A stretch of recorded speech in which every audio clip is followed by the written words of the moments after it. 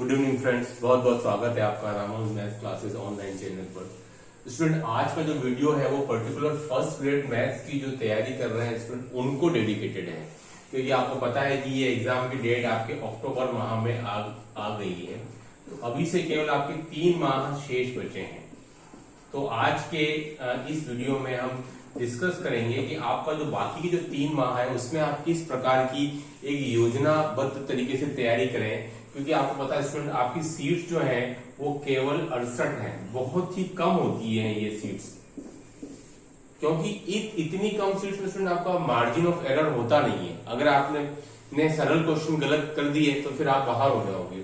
तो चलिए डिस्कस करते हैं कि क्या आप बाकी के 3 माह जो बचे हैं उसके ऊपर मैं इसके ऊपर एक सीरीज लेके आऊंगा पूरे वीडियोस की, जिसका कि आज पहला वीडियोस है। चलिए, फर्स्ट ग्रेड मैथ्स के लिए कई स्टूडेंट मैसेज करते हैं कि सर आप केवल सेकंड ग्रेड के लिए वीडियो बनाते हैं, तो इसलिए स्टूडेंट आज ये वीडियो डेडिकेटेड है उन सभी फर्स्ट ग्रेड के एस्पिरेंट्स के लिए। देखिए स्टूडेंट, पहली बात जो ज्यादातर स्टूडेंट गलतियां करते हैं, आज मैं 2 बातों पर डिस्कस करूंगा, मोटी मोटी 2 बातों पर। नंबर 1 है कि आप पिछले पेपर से प्रभावित नहीं हो।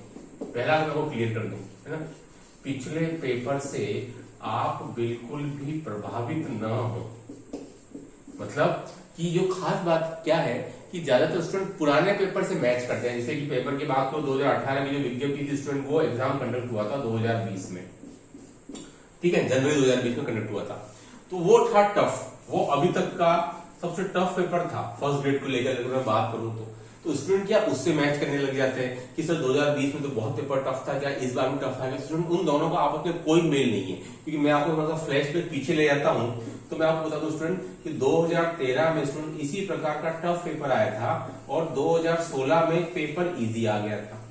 मैं फिर बता दूं आपको, उसके पहले और आपको फ्लैशबैक में लेके चलूं स्टूडेंट, तो 2011 में जो पेपर था वो एक इजी नेचर का था।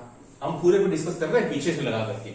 2011 में जो सबसे पहले वैकेंसी आई थी स्टूडेंट मात्र 50 सीट्स के लिए, जिसमें कि आधी सीटें जो थी वो पूरी बैकलॉग में चली गई थी।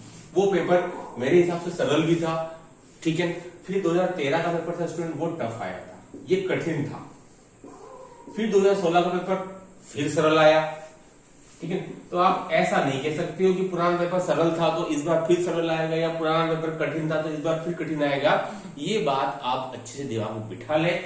11 में सरल, 13 में कठिन, 16 में सरल, 18 वाला जो 20 में वो कठिन। तो अगर ऐसे चलेंगे तो 2022 का तो भैया सरल ही होने वाला है, ठीक है। ये एक, लेकिन ये तो केवल एक मजाक वाली बात हो गई है कि आपस में कोई रिलेशन नहीं है। तो आप इस चीजों को बिल्कुल दिमाग से निकाल दें कि जैसा 2020 का पेपर आया था वैसा ही आने वाला है 22 का। दोनों के आपस में कोई मेल नहीं है। वो टफ था, नो डाउट। मैक्सिमम क्वेश्चन जो थे वो जेई मेंस लेवल के थे और कुछ तो क्वेश्चन एडवांस लेवल के भी थे, ठीक है। आपको पता है मेरिट की थी डाउन हुई थी इसके अकॉर्डिंग, लेकिन 2022 का पेपर स्टूडेंट उससे आप मैच ना कीजिए, बस तैयारी उससे प्रभावित नहीं होने दें कि पेपर टफ ही आएगा। आपके वही चीजें ध्यान में लेते रहें। आपको पूरा बेसिक ध्यान में रखना है। पेपर सरल भी आ सकता है, जैसे कि 11 में आया और 16 में आया, ठीक है।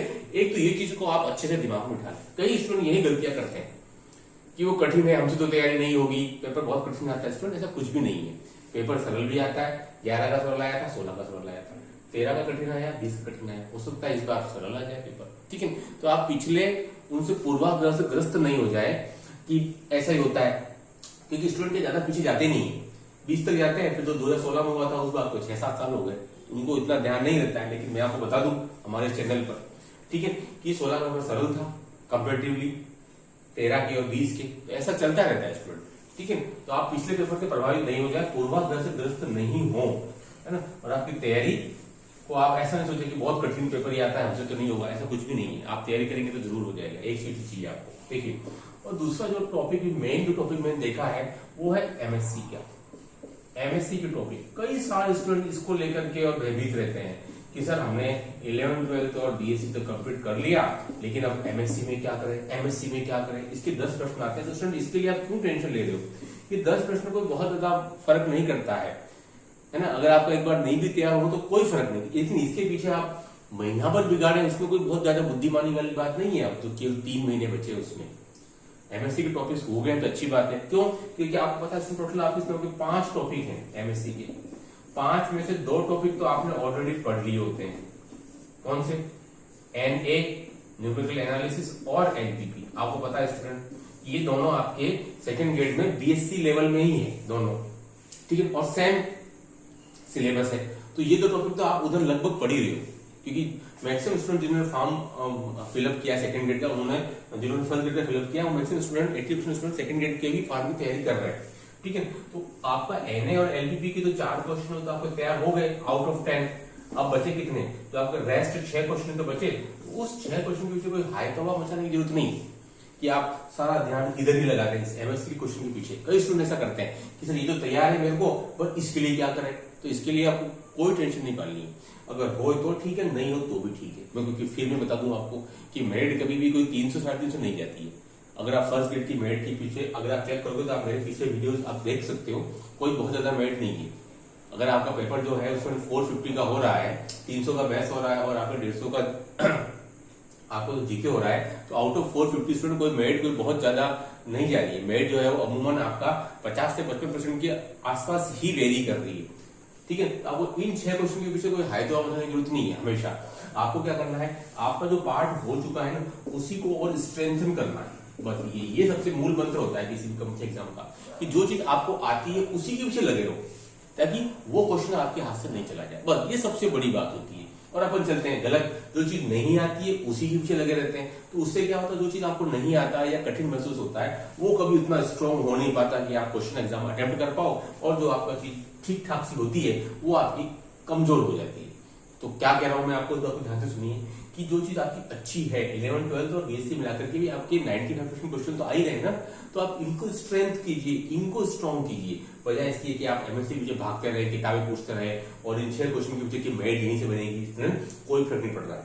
क्योंकि आप जितना समय इसको दोगे, अगर आप नए स्टूडेंट हो और पहली बार पढ़ रहे हो, अगर आप इंटीग्रल ट्रांसफॉर्म को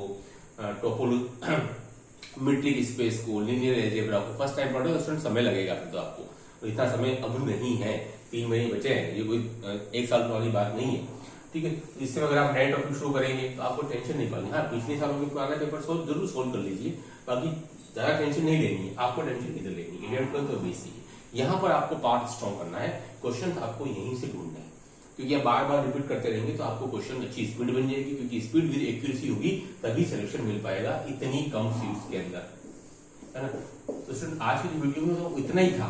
मैंने आपको 2 मोटे बातों पर ध्यान आपको आकर्षित करना था। एक तो एमएससी के टॉपिक की मुझे टेंशन नहीं पानी, और दूसरी बात पुराने पेपर से आपको कंपेयर नहीं करना कभी भी, दोनों का आपसे कोई भी कोरिलेशन नहीं है, ठीक है। अगली वीडियो में मैं और भी सटीक जानकारी लेकर के आऊंगा आपके फर्स्ट ग्रेड मैथ के बारे में, कि कौन कौन सी मेरिट किसकी साल में कितनी रही और कितने फॉर्म फिलअप हुए। आज की वीडियो में इतना ही। धन्यवाद। Do like, share, subscribe our channel. Okay, thanks.